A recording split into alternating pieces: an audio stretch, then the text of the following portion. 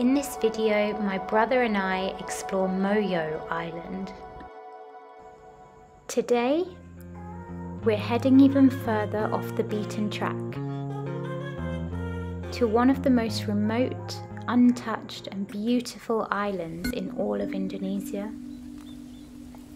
This is Mojo Island, or as locals call it, Pulau Mojo. This little island might be quiet and remote, but it's actually been visited by some pretty famous people, including Princess Diana, Mick Jagger, and even the late King of Spain. And once you see it, you'll understand why.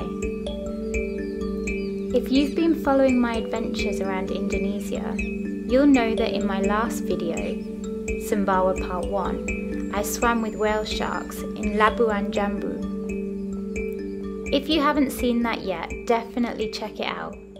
Links in the description. But this video is all about the next stop, a tropical paradise so peaceful it feels like the world forgot about it. So, here are the top things to do in Mojo Island. Getting to Mojo Island. Getting here isn't exactly easy, but that's what makes it so special. We started in Lombok, drove 2 hours to the harbour, then a ferry for 2 hours to Sumbawa, and then from the ferry about 4 hours to Labuan Jambu, where we went swimming with whale sharks. After that adventure, we continued driving about 3 hours to Sumbawa Besar to reach the port. The journey took about 2 to 2.5 hours, sitting on the floor surrounded by locals and bags of goods. A true little island adventure.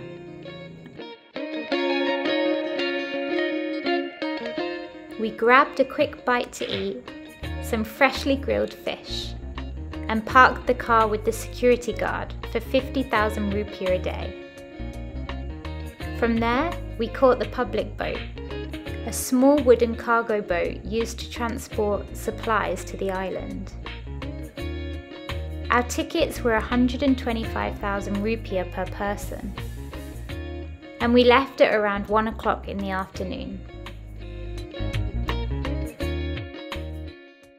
And finally, we arrived in Mojo Island. First impressions and where to stay. When you step off the boat, the first thing you'll notice is no roads, no cars, no shops, no Wi-Fi, just beautiful nature. We asked a few locals at the harbour and managed to rent a couple of bikes. 200,000 rupiah each day. We followed the owner of our accommodation, Blue Emotion Eco Resort, down dirt tracks through cows and buffaloes. The resort is right on the beach, with a long pier stretching out into turquoise water. It's peaceful, simple, and completely surrounded by nature. When we arrived, we found out that we were some of the only tourists on the island. It honestly felt like we had this entire tropical paradise to ourselves. Number 1. Visit DIWU waterfall. It was 4 p.m, but we wanted to get out and explore before the sunset, so we rode our bikes through the sandy dirt tracks to DIWU waterfall. This hidden little gem is tucked away in the jungle, and it's one of those spots that still feels completely untouched.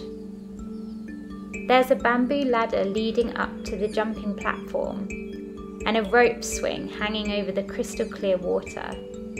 It's the perfect place to cool off and have some fun, and most likely you'll have it all to yourself.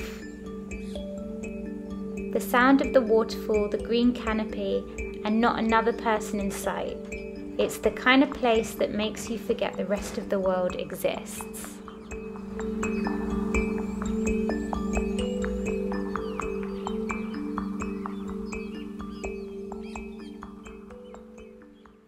Number 2. Go snorkeling or diving. The next morning, we woke up early, had breakfast, and I did a bit of yoga. Then, we grabbed our masks and went snorkeling right out the front of the accommodation.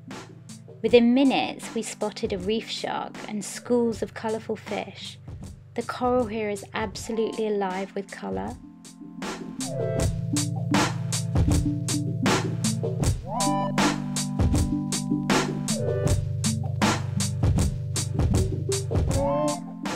If you have your dive license, definitely go diving here.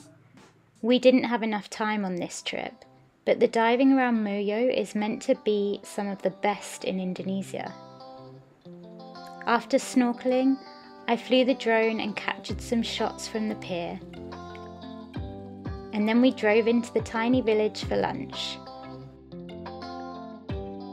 Fresh nasi campur at a local friendly warung. Number 3. Explore JITU waterfall, the island's most famous spot.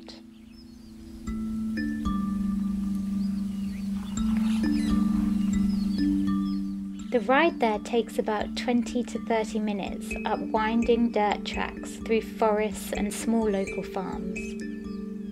This waterfall is genuinely breathtaking. It's even been visited by Princess Diana.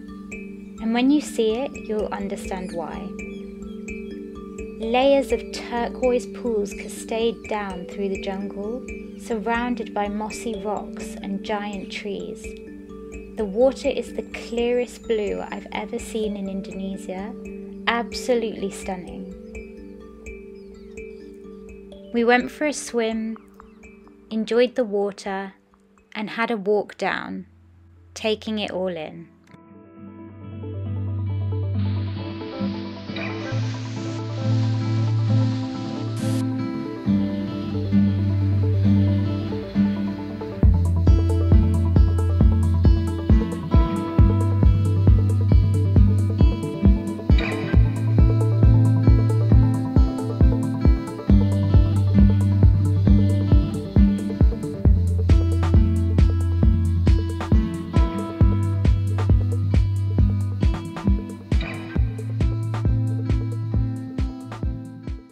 Number 4. Sunset on the beach and bioluminescent plankton. After exploring the waterfall, we rode back just in time for sunset. Kids were playing football on the beach, locals were laughing and chatting, and we grabbed a drink while the sky turned orange and pink over the water. Later that night, we walked out onto the pier and the ocean below started to glow. Tiny specks of bioluminescent plankton lighting up the waves. Moments like that remind you why places like this are so worth the effort to reach. Before we wrap up, here are a few quick tips if you're planning to visit. Bring cash. There are no ATMs on the island.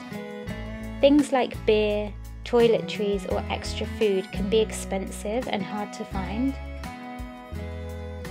Wi-Fi only works in the restaurant at Blue Emotion and it doesn't reach the rooms, but honestly that's part of the charm. If you're travelling through Sumbawa, definitely make the effort to visit, even if it's just for a few nights.